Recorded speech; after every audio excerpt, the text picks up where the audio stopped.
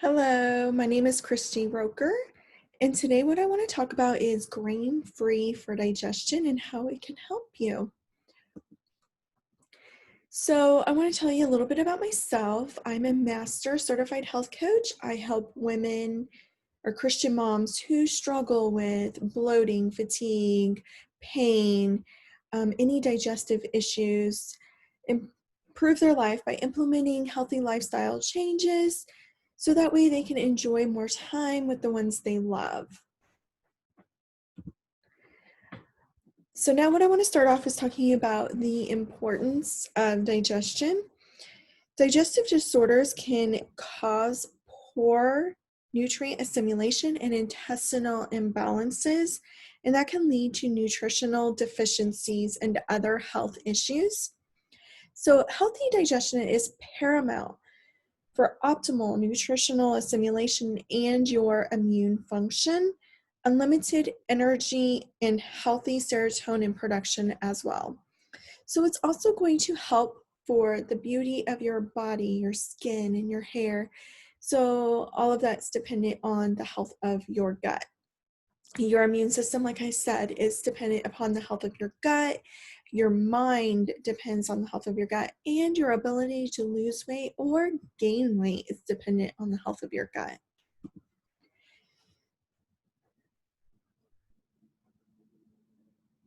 With a grain-free lifestyle, you're going to be repairing and restoring your gut, and that's going to help you have healthy bacteria, which is going to naturally reduce the inflammation in your body and improve your overall health. So Hippocrates said it best, all disease begins in the gut. So I want you to understand a little bit more about digestion. So digestion is the gateway to your health, and your digestive tract obviously starts in your mouth and ends in your anus. So many people suffer from digestive upset somewhere along the tract, and that could be for dealing with acid reflux issues, indigestion, constipation, diarrhea, or stomach cramps. So I want to take a sneak peek inside, so the digestive system. So we're going to start off with the stomach. I don't know if any of you know this, but HCl is the acid in our stomach. And generally, after you hit age 30, we end up with lower acid. I didn't know this until after I started having issues myself. And that can cause us to have acid reflux, believe it or not. And so that's another reason why we want to improve our gut health, and the stomach is included in that. So when you eat a poor diet and all that, that will affect it. So HCl, the acid, what it does is it kills the parasites and the bad bacteria in our gut, so it doesn't get into the rest of our gut. The thing is, you want to think about is when you have leaky gut, all of that's not getting killed in your stomach because you have low acid, it's getting into your body. And I have that because I have an autoimmune disorder. So just so you know. So let's talk a little bit about the liver. I want you to understand the functions of the liver. The liver helps with metabolizing proteins by changing amino acids so they can be used for energy. So that's very important because our liver helps us with energy, and we want to have energy. It helps spread nutrients throughout your body via the bloodstream, and it helps eliminate toxic waste left from the food and substances broken down. So I want you to think about detoxing as well, because when you detox, your liver is going to work better, and that's why I highly suggest that, and that's why it's included in my program. It helps with breaking down and removing excess hormones, and stores vitamins and minerals for when they are needed. Okay, so now I want to talk about the pancreas functions a little bit so you understand. The pancreas is going to convert food to fuel. It's going to aid in digestion by producing essential enzymes to break down the fats and the carbs, and it also creates two vital hormones, insulin and glucagon. The gut Flora Basics. So it's really important to maintain a healthy gut in order for you to maintain proper balance of the good and bad gut flora.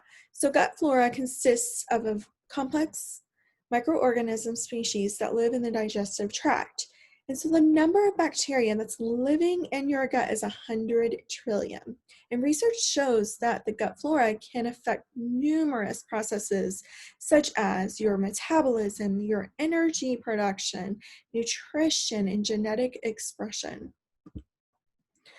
So now I want to talk about the good versus the bad bacteria. There must be a balance of good and bad bacteria in order for your body to have healthy digestion.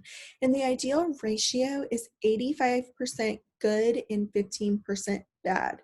And many of us, myself included, had more bad than good bacteria. And I'll kind of talk about why in a little bit.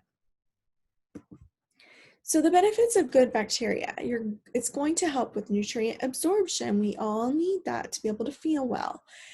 Decreases your food allergies. You're going to have good digestion. It's going to help regulate your body weight.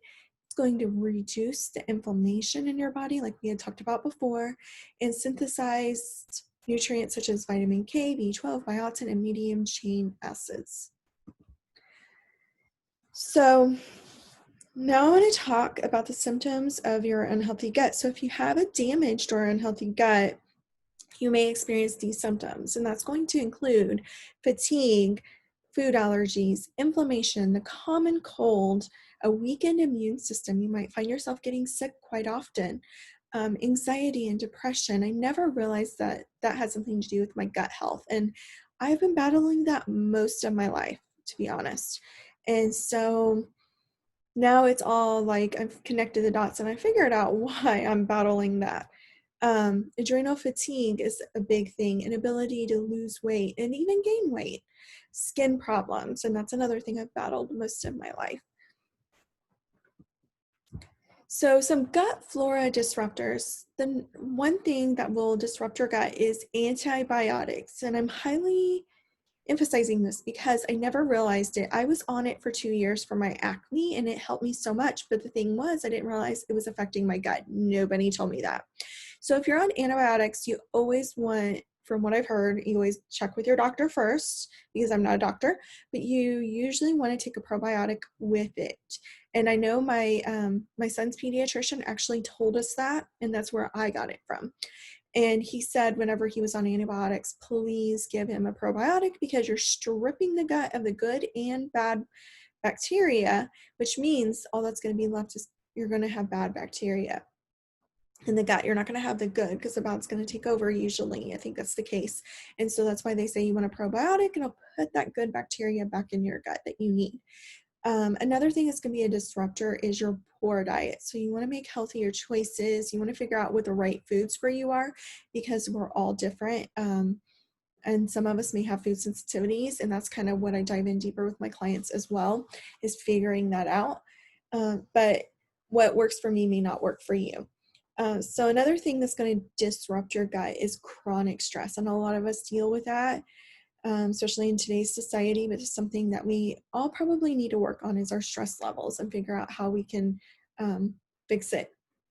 Another thing is environmental toxins and toxic overload. I'm going to talk about this together because it's very important. So when I was talking earlier about a portion of my program being detoxing, the reason is because obviously toxins are everywhere. It's in our environment, our water, our food, it's in the products we use, things like that. So every season, it's really good to detox your body to make sure your liver is working very well, and just want your body to overall, it's going to help you feel a ton better. It's going to help with a ton of things. So detoxing is so, so important. Okay, and then digestive distress, low stomach acid, like we talked earlier, that's going to be a disruptor of your gut flora. Because like I had said, that the parasites and bacteria, bad bacteria can get through, and then it's going to be in your gut. Okay, so improving your gut flora, what can you do? Probiotics, live bacteria is something you definitely want to use. I use Claire Labs, absolutely love it. I feel like it helps me tremendously. It was a little pricey. I got it off Amazon, but it's amazing. I feel a ton better when I take it, and if I forget, I can tell a difference. I leave it in my fridge all the time, so it's all live. Prebiotics for food and bacteria, and then also fermented foods, and we'll go into that a little bit deeper. So elimination. People who have healthy digestion should eliminate at least 1 to 3 times a day. And in my course, I remember her saying 2 to 3 times. So just make sure it's somewhere in that area. So your poop should be healthy, smooth like sausage, brown in color, and easy to pass. And we all should be striving for a perfect stool if you're going to strive for perfect health. The transit time. So when you eat your foods, you need to understand how long it takes to digest. So the transit time of your food should be around 12 to 24 hours. If it's less than 12 hours, that means you may have malabsorption, and that's often expressed in diarrhea. But more than 24 hours actually leads to constipation. Some ways you can avoid constipation. One way is through aloe vera. You can take that 1 tablespoon twice daily. You can add it to your juice, smoothie, or water. Flax oil, you can take 1 teaspoon per day for a healthy bowel movement, and you can add it to your salad, smoothie, or even directly in your mouth. Vitamin C, 1,000 milligrams per day. You can use Camu as a natural source, or you can buy it from your local store. A probiotic, like we had talked about, you can get it in the health section. You can also take cultured foods, and like I said, I take it every single morning myself, but figure out what works for you. Of course, I'm not a doctor or a nutritionist. I can help you look at what may work for you better. I know how to kind of look into that a little bit more, but also talk to your doctor and verify that that's okay. Magnesium citrate or magnesium oil. So I love using magnesium every day, mainly because it helps me too with my Charlie horses. I've always had issues with cramping, and that's definitely helped with that as well. But it's definitely vital for your health. So live probiotics are in coconut milk kefir. So you can make a homemade one, and that has 65 plus strains of good bacteria, which is going to be amazing for you. Cultured vegetables such as kimchi or sauerkraut. Coconut water kefir. I hope I'm pronouncing that correctly. I'm so bad at pronouncing stuff, so I apologize if I am. So such as Inner Eco brand, and that's available in the refrigerated section of Whole Foods or other health food stores, and you can also make it homemade as well. Water kefir, that has about 30 different beneficial microbial strains. And then you can also buy commercial store-bought kefir, which has about 10 different beneficial microbial strains, more than most bottle ones that you buy in the store. Some cultured drinks and veggies. So some of my favorite are kombucha, and here's some links that you can go to if you want to buy it. Kavita, coconut water, kefir. And my favorite cultured vegetables, I love, love, love Bubby's cultured vegetables. They're so good, I think. Sanjay Kimchi and Rejuvenate Foods. So those are some of your sources for that. Bone broth is so good for you as well. It's rich in collagen, minerals, gelatin, and it's great for rebuilding your gut and your gut lining, and it can be sipped throughout the day. It can be added to your soups and stews. It's also considered a supplement because it's so medicinal, and when it comes to your gut restoration and repair, and the amino acids in the bone broth actually support the healing of your intestinal lining, and the gelatin in the bone broth is going to support your joints, reduce cellulite, and support your skin health. So now what I want to talk about is grain-free eating for your health. So if you eat grain-free, it is going to help so much with your energy levels. I'm telling you.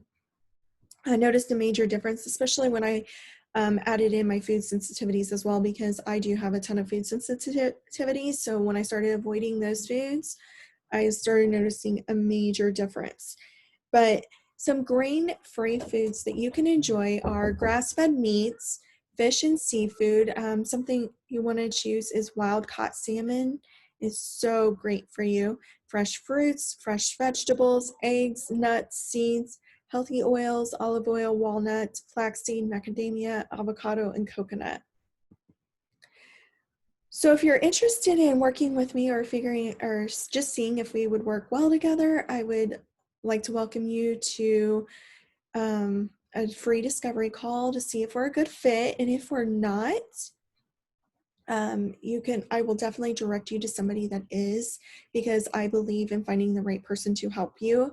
I'm not going to lie and say, hey, I can help you, and if I don't feel that my program will be beneficial for you. Also, I'd like to invite you to join my Facebook group where I give tips for implementing healthy lifestyle changes. And so I'm going to put those links below and you can click on them and come and join me. But I appreciate you joining today, and I hope you all have a wonderful day.